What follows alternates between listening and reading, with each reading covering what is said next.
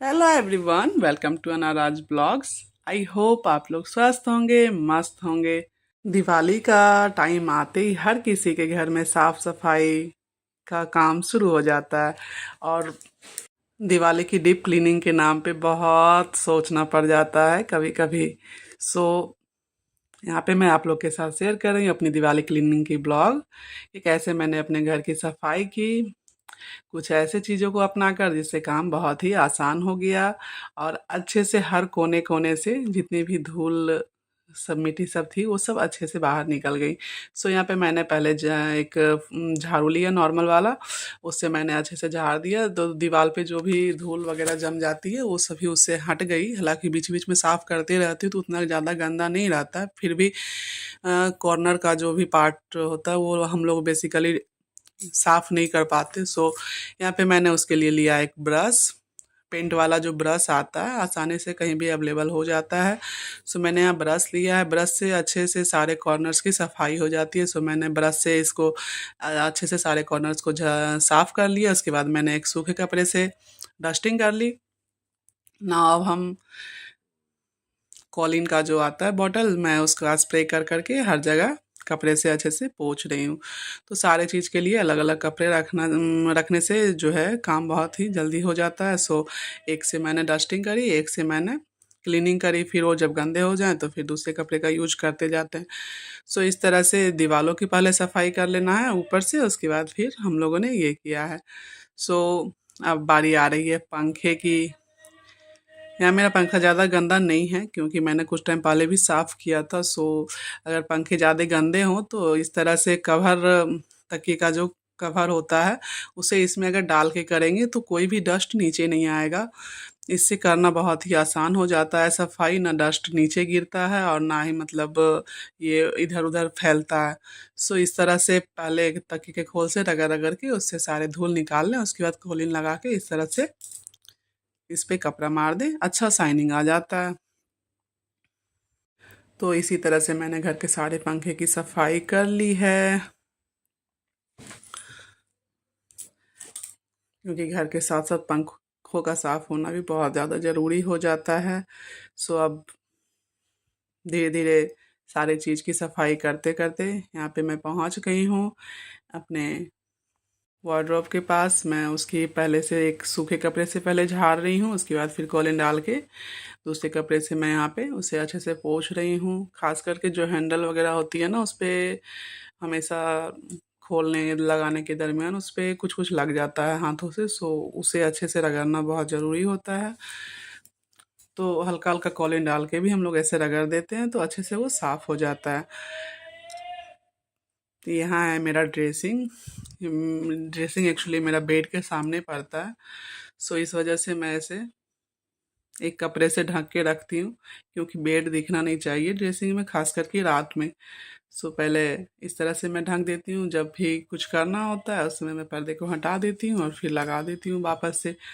तो ड्रेसिंग की सफाई मैंने हल्के से कोलिन डाल के हल्के हल्के हाथों से इसे कपड़े से साफ कर दिया है। कवर रहने की वजह से ये जल्दी गंदा भी नहीं होता और इस पे धूल मिट्टी भी नहीं जमती है।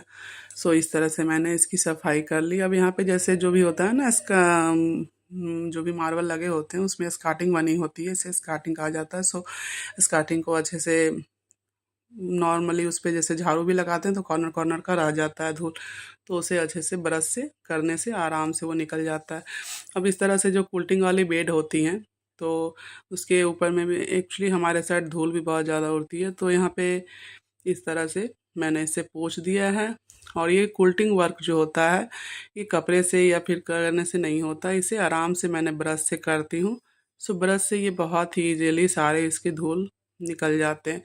तो उसको करने से पहले मैंने बेड पे या तो कपड़ा बिछा लेना है या फिर न्यूज़पेपर बिछा लेना है उसको, ताकि सारे धूल जो है उसी पे जाए। सो यहाँ पे इस तरह से मैंने इसकी सफाई कर दी है। सफाई के दरमियान अपने आप को डिहाइड्रेट नहीं होने देना, सो बीच बीच में पानी पीते रहना है क्योंकि सफाई में टाइम तो बहुत ज़्यादा लग जाता है। अब बारी आई स्विच बोर्ड्स की। यहाँ पे मैंने इस तरह का नाइट बल्ब लगा रखा है क्योंकि फॉल सीलिंग में सारे बल्ब बड़े वाले लगे हुए हैं, तो मैंने इस तरह का एक नाइट बल्ब लगाया हुआ है रूम में। सो यहाँ पे इस तरह से हल्के हल्के कपड़े में कोलिन डाल के, ये नहीं कि बोर्ड पे ही कोलिन का स्प्रे कर दें, कपड़े से हल्का हल्का कोलिन कपड़े में लगा के, और उसके बाद इस तरह से स्विच को साफ़ करने से बहुत ही आसानी से ये साफ़ हो जाते हैं। इतने, क्योंकि हम लोग डेली उतना ध्यान नहीं दे पाते कि फिर भी वो करते कंटिन्यू, जब हम उसे स्विच को ऑन ऑफ करते रहते हैं तो उस कुछ ना कुछ गंदगी उसमें चिपकती चली जाती है। तो इस तरह से इसे पोंछ देने से सारे अच्छे से निकल जाते हैं। दिवाली का टाइम ऐसा होता है जहाँ पे हम लोग हर कोने की सफाई करते हैं, पूरी डीप क्लीनिंग करते हैं।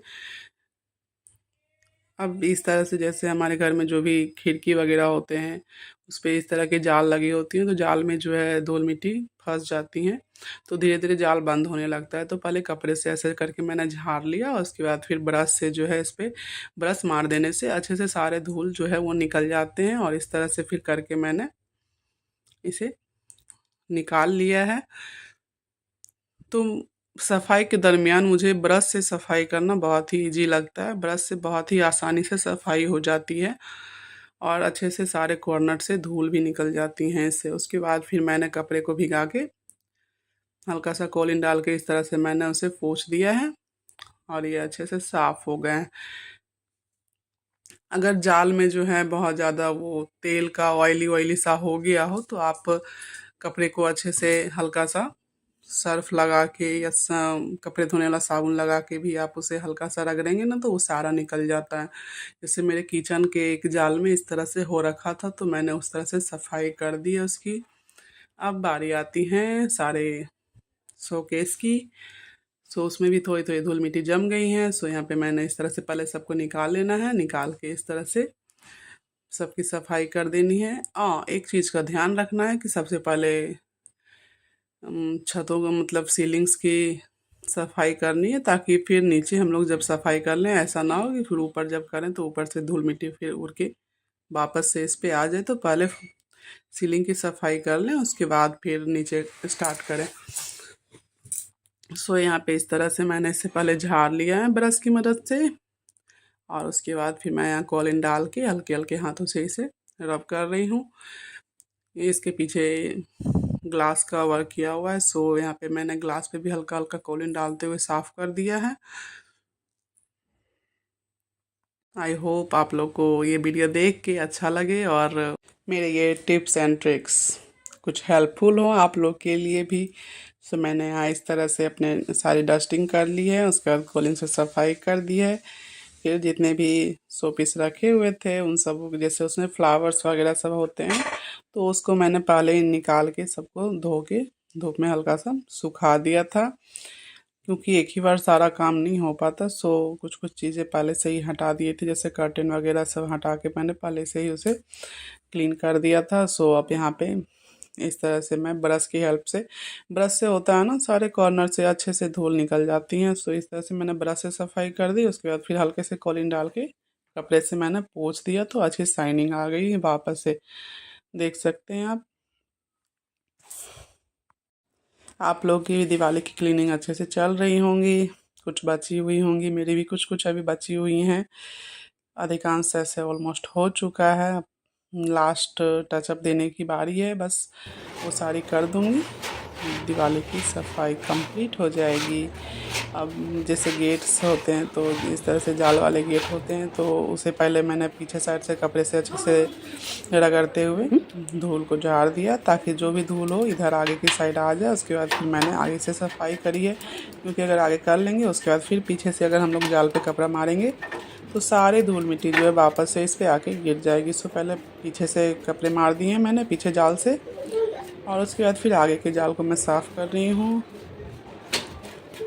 सो इस तरह से हमारी सारी सफाई कंप्लीट हुई, और यहाँ पे मैंने कुछ चेंजेस करवाए हैं अपने फॉल सीलिंग की, जो कि कुछ इस तरह से थी, और इस पे चेंज करवाने के बाद ये कुछ इस तरह से हो गई हैं।